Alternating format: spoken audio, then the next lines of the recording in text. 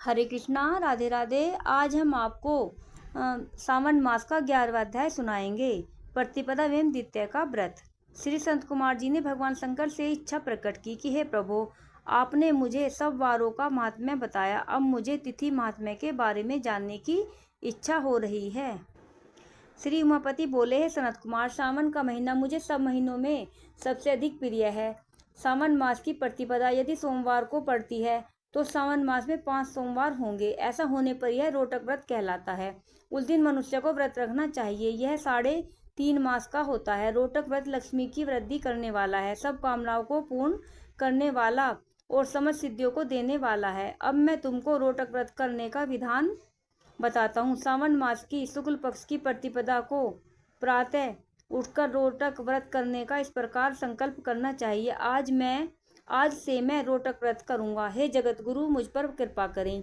इस प्रकार संकल्प कर प्रतिदिन मेरा भगवान शंकर का पूजन करना चाहिए। अखंडित बेलपत्र, तुलसी पत्र, नील कमल, कमल कलहार, कुसुम, चंपा, मालती, कुंद, अर्क आदि पुष्पों द्वारा अनेक प्रकार के ऋतुकालीन फूलों से धूप, दीप, नैवेद्य तथा अनेक प्रकार के फलों से पूजा करनी चाहिए।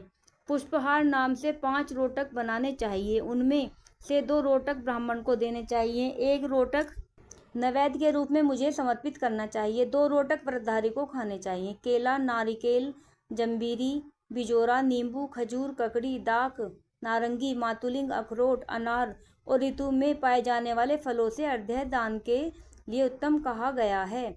इस व्रत को पूर्ण कर लेने पर सब कामना पूरी हो जाती हैं। हे सनत कुमार, अब मैं इस व्रत का पुण्य फल सुनो।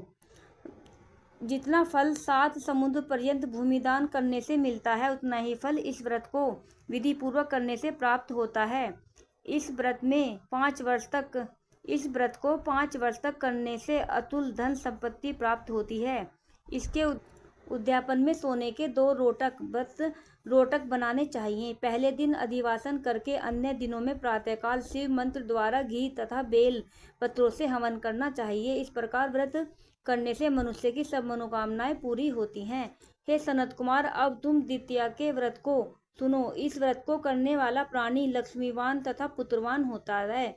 यह व्रत औदुंबर नाम से प्रसिद्ध है। यह सब पापों का नाश करने वाला है।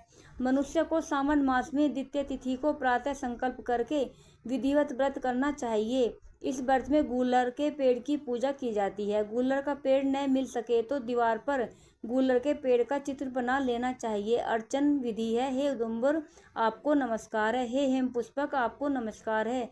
जंतु फल युक्त लाल अंड तुल्य शली युक्त आपको नमस्कार है। इसके बाद शिव तथा शुक्र की पूजा करनी चाहिए। गूलर के 33 फलों से 11 फल ब्राह्मणों को, 11 फल देवता को और शेष 11 फल स्वयं ग्रहण कर लेने चाहिए। इस दिन अन्न नहीं खाना चाहिए। रात में शुक्र तथा मेरा भगवान शंकर का अर्चन करते हुए जागरण करना चाहिए। इस प्रकार यह व्रत 11 वर्ष तक करें, फिर इसका उद्यापन करें। उद्यापन में सोने का फल, पुष्प, पत्ते आदि के साथ गूलर का पेड़ बनवाकर उसमें स्वर्ण की बनी हुई शुक्र तथा मेरी मूर्तियां रखकर पूजन करना चाहिए।